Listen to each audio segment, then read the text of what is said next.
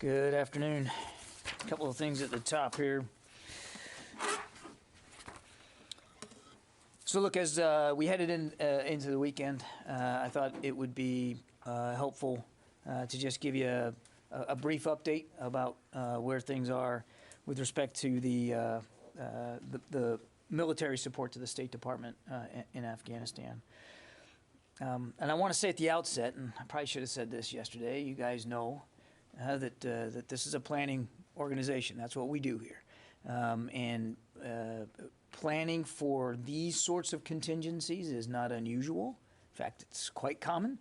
And one of the reasons why we have been able to react as quickly as we did in just the last day or so is because we had plenty of contingency planning in the works, and in fact, a lot of it complete, because we were, and as I've said many times from the podium, watching consistently the security situation on the ground.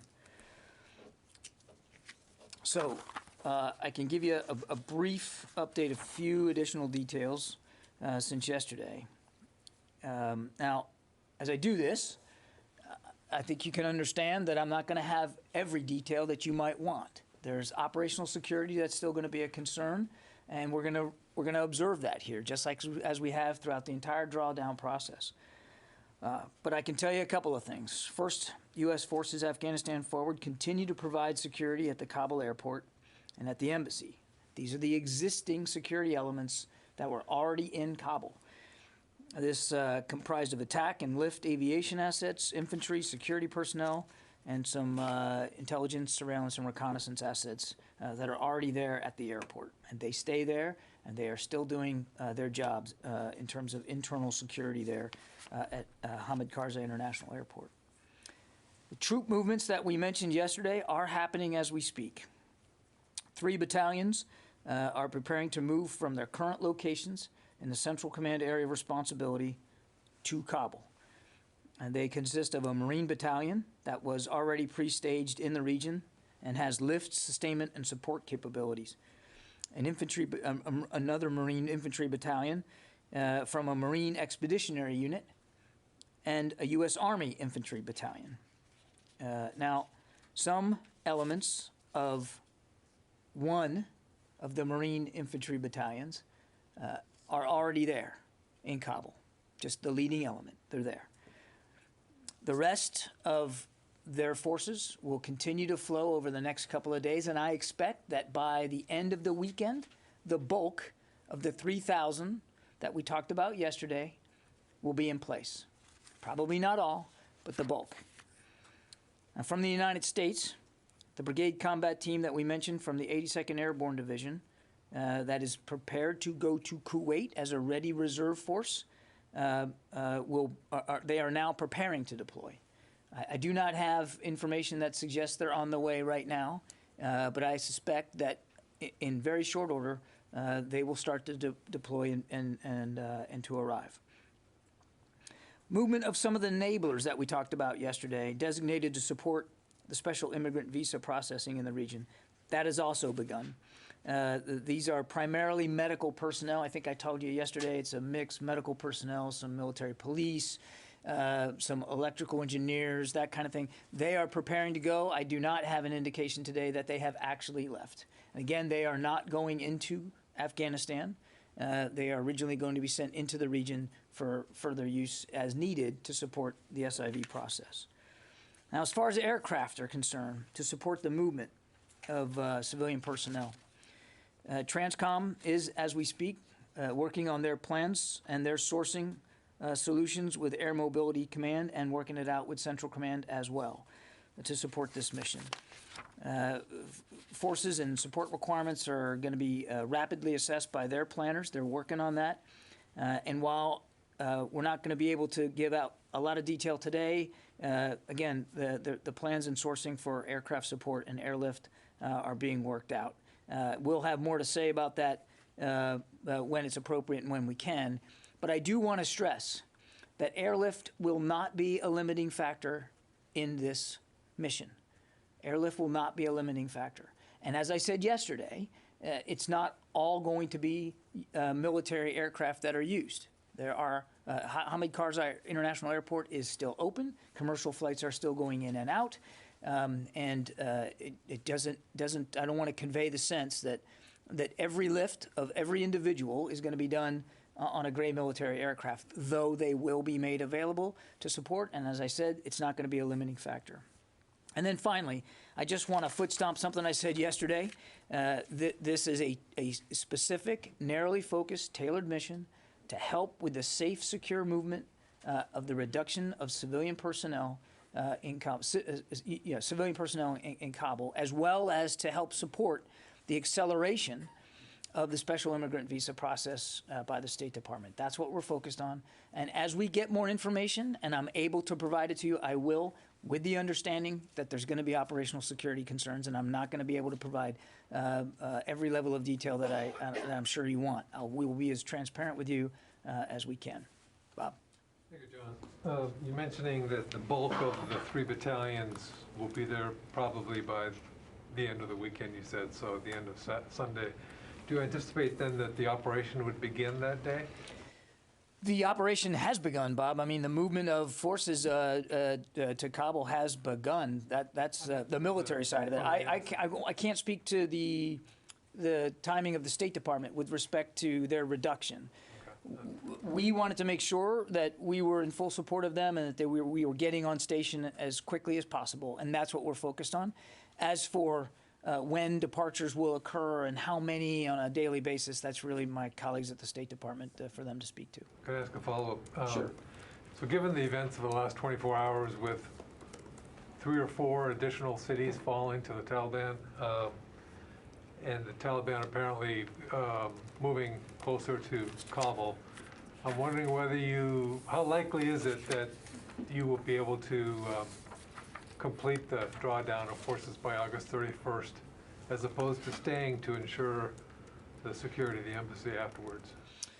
Well, obviously, we're going to be watching the security situation day by day, Bob, and I can't speak for what that's going to look like, in days to come. What I can tell you is where we are now, where we are today, and the mission that we've been assigned is to support the State Department's reduction in personnel by the end of the month. And so that's what we're focused on. That's the timeline we're focused on. And if we need to adjust, either way, left or right, we'll do that. But we're going to always be looking at the security conditions in the ground. Tara. Thanks, John. With the airlift planning that's going on, are you planning to make the airlift available for hundreds of people getting out of the country, thousands? As you know, there were thousands of people based at U.S. Embassy Kabul, and there's as many as 18,000 interpreters that were looking to get out. So Can you give us an order of magnitude of this airlift mission? What I can't do is tell you exactly how many on any given day. But capacity, as I said, is not going to be a problem. We will be able to move thousands per day. But that's just the airlift capacity. That doesn't necessarily mean that you're going to end up with that every day. It's going to depend on the processing and how that goes. So what we want to be able to do is to get there fast and get there capable and be able to provide as much capacity to the State Department as we can. And our intention is to be able to move thousands per day. Okay. Separately, as we've seen the different provincial capitals fall, is the Department of Defense surprised at how quickly it seems that the Afghan National Army has collapsed under Taliban pressure? We are certainly concerned by the speed with which the Taliban has been moving. As we've said from the very beginning, that this is and it still is, a moment for Afghan national security and defense forces as well as their political leadership. No outcome has to be inevitable here. I'm not going to speculate about surprise. We're obviously watching this just like you're watching this and seeing it happen in real time, and it's deeply concerning. It's, in fact, the deteriorating conditions are a big factor in why the president has approved this mission to help support the reduction of personnel there in Kabul. So I mean, we're adjusting as best we can given those conditions. And again, this is a moment for the Afghans to unite, the leadership and in the military. No outcome has to be inevitable here. Just one last, if the Taliban continue across and take Kabul, what happens to the continued support the DoD had been planning to do for Afghan national security forces, such as like the contracted air support or the fuel that DoD was committing to send? Are you all starting to have conversations about at what point does that support have to be cut off to keep it from going into the hands of the Taliban? We're still supporting the Afghan National Security and Defense Forces. We're still supporting the Afghan government, the elected government in Kabul. And that's what we're going to be focused on doing.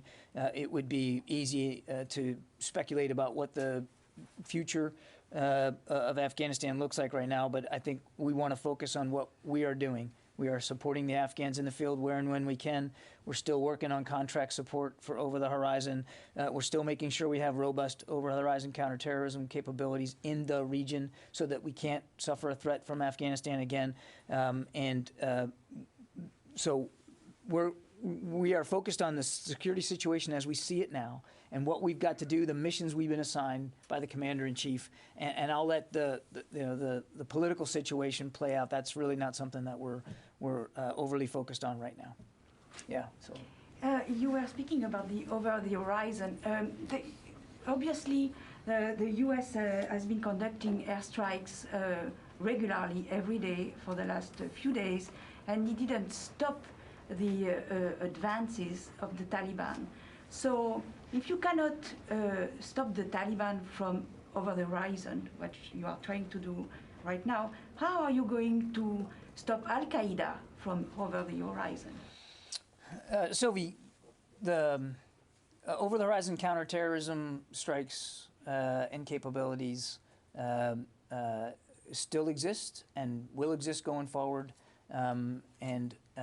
We have never said that airstrikes are a panacea. You said, we weren't able to stop the Taliban. We have said from the moment we started drawing down that we're going to continue to support them where and when feasible, with the understanding that it's not always going to be feasible. And we've never argued that our airstrikes from the air were going to turn the tide on the ground. What we have said is that the Afghans have the capability to do that. And we still believe that they could make a difference on the ground. We will do what we can from the air, but they have the advantage. They have greater numbers. They have an air force. They have modern weaponry. It's indigenous forces that can make the difference on the ground. And that's so our support to the Afghans was really done in that vein. And again, as for counterterrorism, as you heard the Secretary say himself, there's not a scrap of the earth that the United States military can't hit if it's needed. And when it comes to disrupting a counterterrorism threat that we know is emanating and is serious enough, airstrikes can be effective in that regard. Megan. Are the troops heading into Kabul going to get imminent danger pay for this deployment? I don't know. Can you take that? I can take the question, but I don't know. Jeff Selden, VOA. John, thanks very much for doing this. You've said that the U.S. is going to continue to conduct the airstrikes in support of the Afghan security forces when and where it's feasible. But with the focus now on the battalions that are heading into Kabul to secure the embassy, the airport, and facilitate getting the civilians out, how much is that going to lessen the availability of airstrikes for Afghan security forces? And also, following up on what Sylvie asked, given that U.S. airstrikes didn't seem to deter the Taliban in other areas, how much concern is there that they won't be scared of potential U.S. airstrikes if they decide to move on Kabul and U.S. assets or personnel there? Well, I'm not going to speculate about moving on Kabul, and I've never talked about future operations. I'm not going to start doing that today, Jeff. But to your other question, the kinds of support that we are providing and able to provide Afghan national security and defense forces in the field, those authorities still exist, those capabilities still exist. And General McKenzie can use those capabilities to the degree that he sees most fit. That is a separate and distinct set of missions than what we have now been ordered to do in terms of helping with our State Department colleagues reducing the size of their footprint in Kabul. And so those are two separate sets of authorities and capabilities, and I think that's about where I'll leave it. Yeah, Court. You said a couple of times that you're concerned with the speed with which the Taliban has moved, but I think the big question is not the concern about the speed, but surprise. So again, I have to ask, is the military or the Pentagon or the administration or everyone surprised by how fast the Taliban has been able to move through parts of the country? Courtney, we saw the Taliban making advances even before the Biden administration came into office. We saw the Taliban making advances at the district level before the president made his decision. But not like we're seeing now. This is a different ballgame in the last week or so. So, I mean, these specific gains, taking these major cities like Kandahar, Herat, Lashkar-Gah looks like it's fallen. I mean, has that caught the military off guard, the speed with which they've been able to do it? We have been watching this from a very early period, right after the president gave us the order to draw down. We certainly have been watching what the Taliban is doing. We have noted, and we have noted with great concern, the speed with which they have been moving and the lack of resistance that they have faced. And we have been nothing but honest about that. And I think I'll leave it there. What about the lack of resistance that they may face in Kabul? Is there a concern that the Afghan military will not fight for Kabul? That's a question for Afghan leadership to determine for themselves. Obviously, as I've said from the beginning, we want to see the will and the political leadership, the military leadership that's required in the field. We still want to see that, and we hope to see that. But whether it happens or not, whether it pans out or not, that's really for the Afghans to decide. Orrin. You've said here many times that Afghanistan cannot and will not become a base from which to launch attacks against the U.S. homeland or its allies. Does the speed of the Taliban advance shake your confidence in that statement? No. Steve from military.com. Hi, thanks for doing this. Are any additional Air Force squadrons or aircraft heading to the Middle East for this? And then could you also speak to any of the rules of engagement troops on the ground will have? I have nothing to announce or speak to with respect to additional Air Force assets. I've told you, I've given you pretty much the laydown of exactly what we're sending to support this movement. That said, I also said, in fact, I meant it in my opening statement, that there will be airlift provided. Clearly, there's going to be an Air Force role here with respect to airlift. But in terms of combat aircraft, I know of no such moves to do that. And as I said, I've laid out for you now twice what the movements would be, and I'm not going to speak about rules of engagement. We never do that from the podium. David? Now, you said you won't speculate about movements on Kabul, but how would you describe the situation now? Is Kabul under threat? Is Kabul isolated? What is it? Right now, without getting into a battlefield assessment every day, I don't want to do that. But Kabul is not right now in an imminent threat environment. But clearly, David, if you just look at what the Taliban's been doing, you can see that they are trying to isolate Kabul. Now, what they want to do if they achieve that isolation, I think only they can speak to. But you can see a certain effort to isolate Kabul. It is not unlike the way they've operated in other places of the country, isolating provincial capitals and sometimes being able to force a surrender without necessarily much bloodshed. Again, I can't speak for what their intentions are.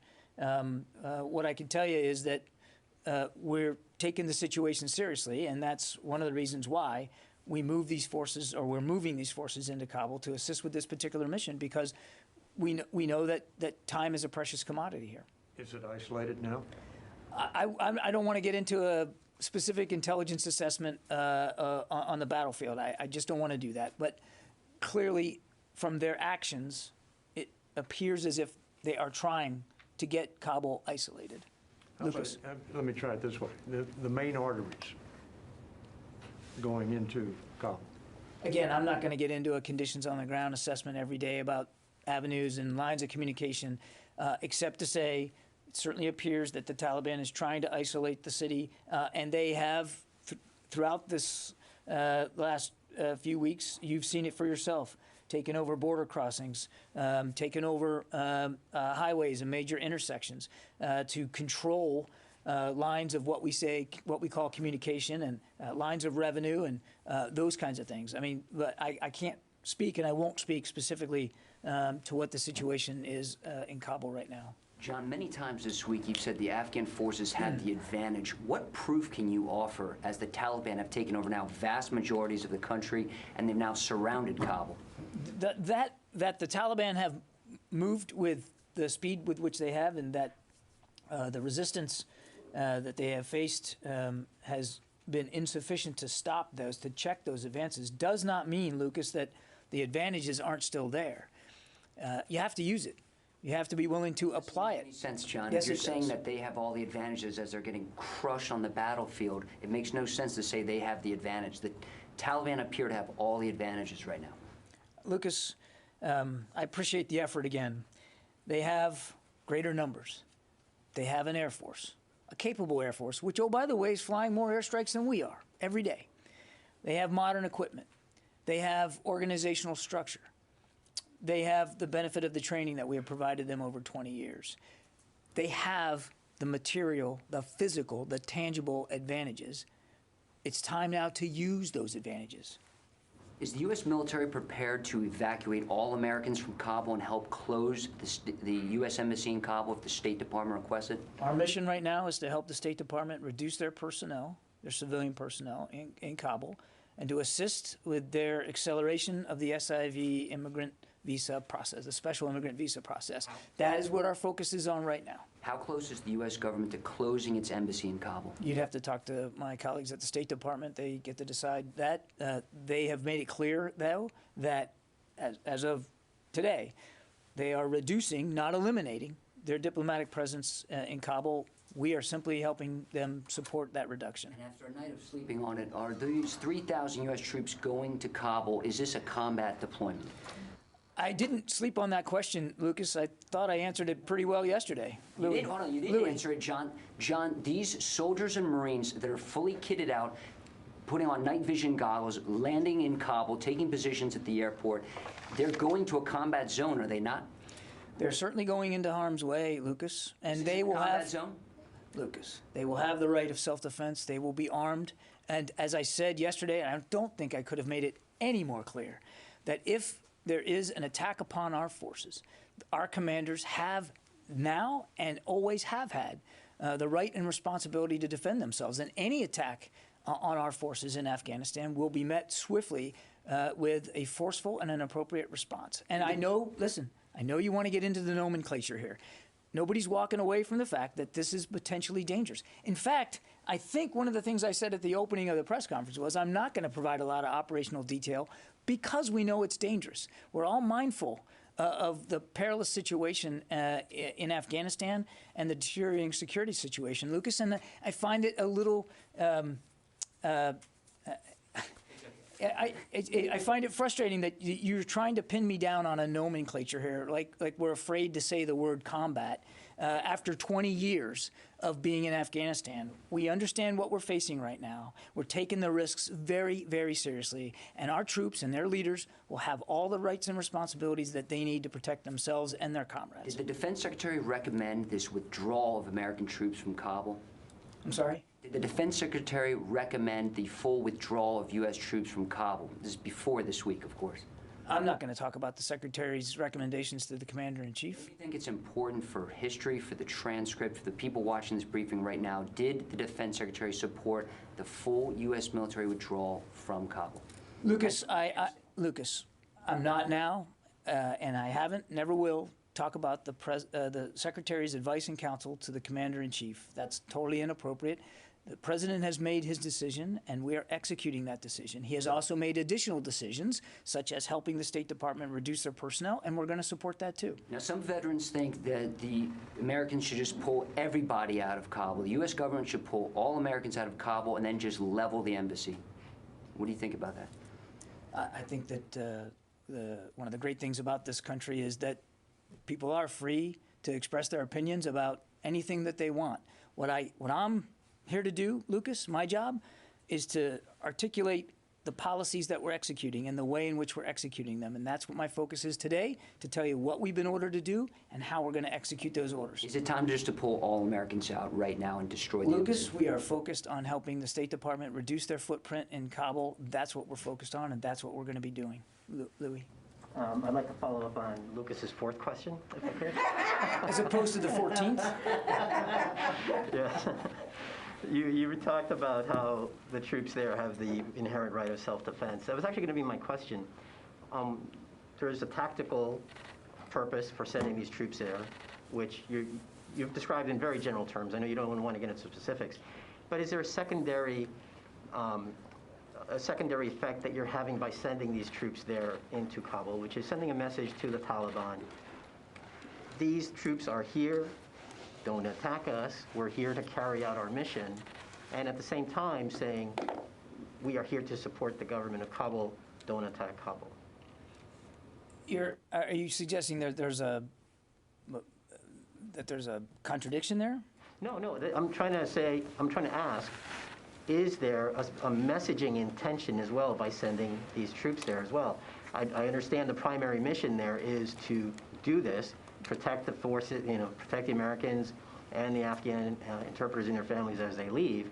But at the same time, is there a secondary effect that you're gaining by sending these troops there, which is to message the Taliban, don't attack us while we're doing this? The main purpose for these troops is to conduct this particular mission. And as I said yesterday, the Secretary made his decisions based on based on prudence, to make sure that you have what you need and that you have reserve if you need reserves, because we don't know exactly how the situation's going to unfold. It's not, he didn't choose these units or this approach to send a message. He chose these units and this approach to accomplish a mission and to make sure that he had enough capability and capacity to do it safely and in an orderly fashion. That said, and I've said this now three or four times, if these forces are attacked and threatened, we have the ability, the right of self-defense, and we will respond in a forceful and appropriate way. And just one quick follow-up. We've talked about the troops from the 82nd Airborne going into Kuwait that could be on standby if needed. Is their mission going to be, if they are needed, exactly like the ones from the 3,000 that will be arriving by the end of this weekend? Or would it be something different? I'm sorry, say it again? Sure, no problem. The brigade, the BCT, headed to Kuwait. Yeah. Is their mission, should they be called upon, are they going to be doing exactly what the 3,000, the 3 battalions arriving in Kabul by the end of the weekend? Or is there some thinking that maybe they might do something else? They're a ready reserve force that we would have available to us should they be needed for any number of security missions. And again, I couldn't begin to speculate right now what those missions would look like. But they will have capabilities that are commensurate with the infantry battalions that are going to Hamid Karzai International Airport over the course of the next few days. Thank you. Thank you. Question is that Pakistan is blaming now again U.S. for the crisis in Afghanistan, and also Prime Minister of Pakistan, he said he already endorsed the Taliban government in Kabul. And finally, if any country in the region, including India, asks U.S. help in this mission of evacuation? I don't know of any other nations involved in this. I mean, these are sovereign decisions that nation states have to make. As I said yesterday, should we be asked to support any movement by our allies and partners, we can do that, and we will do that. I don't know of any, but I don't know of any such requests or such requirements. And look, just broadly speaking, what we said before is any of Afghanistan's neighboring nations, and any nations in the international community that that believe they have or want to have a stake in the future of Afghanistan, we simply would urge them to act in ways that helps lead to those kinds of better outcomes for the Afghan people, and to help us continue to pursue a negotiated political settlement. Dan Lamoth. Thank you, John. You said yesterday that you thought this was the right time for this mission. Lawmakers from both parties, lots of nonprofits, lots of Afghans would say that the right time for this mission with SIVs was actually back in May or June. Can you square those two things? Why did it take so long? Thank you.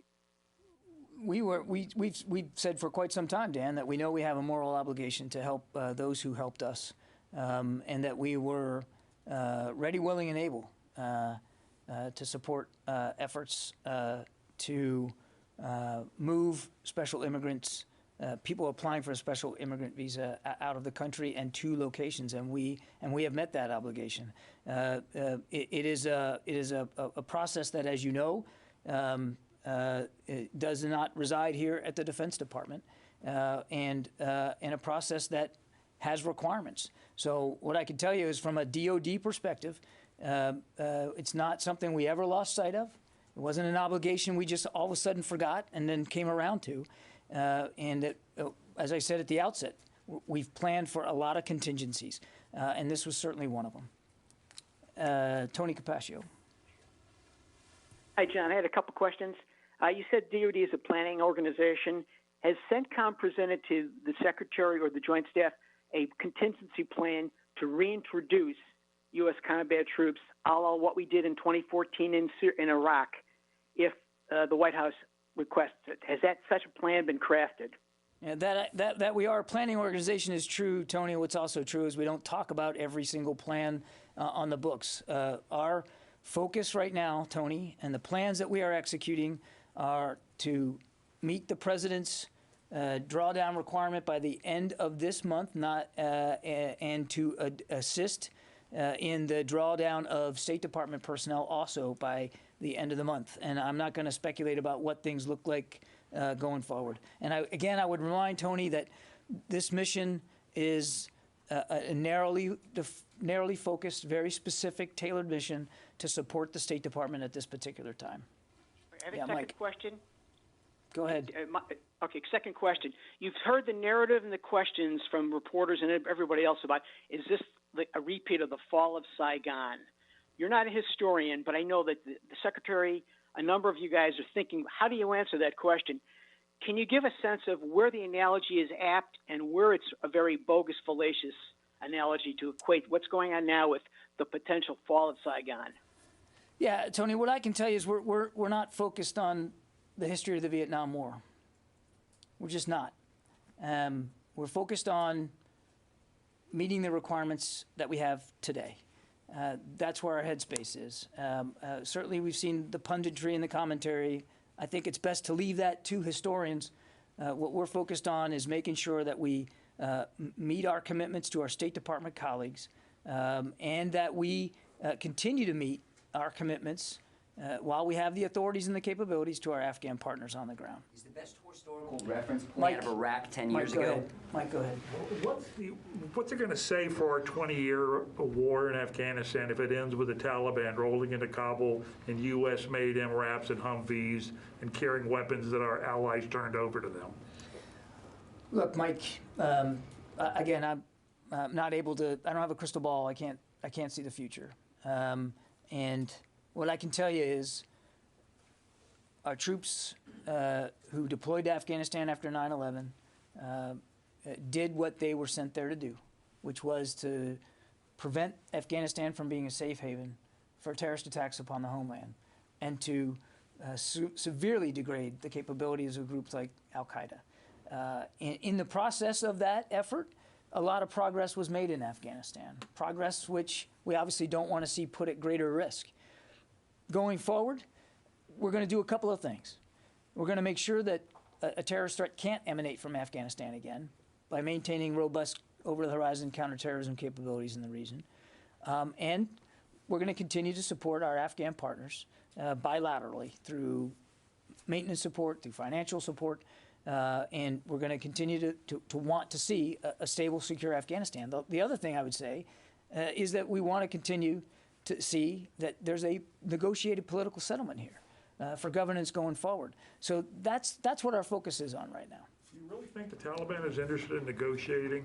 They seem not interested in that. I mean, do you really think that they are legitimate negotiating partners? I think that's a question for Taliban leaders to speak to. They have a team in Doha. They have participated in the past in negotiations. Now, whether they're still interested in that or not, I think is for them to speak to. We are still interested in seeing that outcome, and so should the rest of the international community. Can I do one follow-up on Mike's question? Yeah, go ahead. On the weapons, will the U.S. allow, if it looks like the Super Tucanos or other advanced aircraft that we've provided Afghan forces over the years, will the U.S. allow those aircraft to fall into Taliban hands, or are there plans underway to make sure that doesn't happen? I think you can understand why I'm not going to speculate about that, Tara. We've got there is an Afghan Air Force in place. They are flying missions every day. We have made commitments to help improve their capabilities. Those commitments remain in place, including refurbishing Black Hawk helicopters, helping them finance the refurbishment of some of their Mi-17s in terms of financial, contractual support, and then the provision of Super Tucanos. I'm not going to speculate about the destruction of personnel, the destruction of property going forward. We are going to continue to stay focused on making sure they have the capabilities to use in the field. But would you say that the U.S. would not allow those aircraft to fall into Taliban We are hands? always worried about U.S. equipment that could fall into an adversary's hands, and that's something we never lose focus on. And what actions we might take to prevent that or to forestall it, I just simply won't speculate about today. Quick Paul, go ahead. Paul from Politico.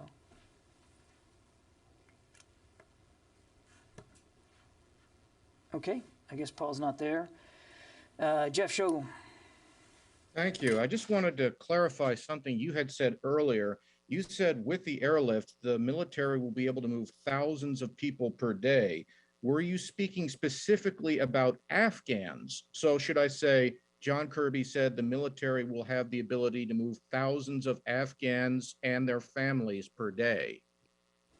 Jeff, I think you can surmise that when I say thousands of people, that would include a population of Afghans, of course, that are being processed through the special immigrant visa program, including their families.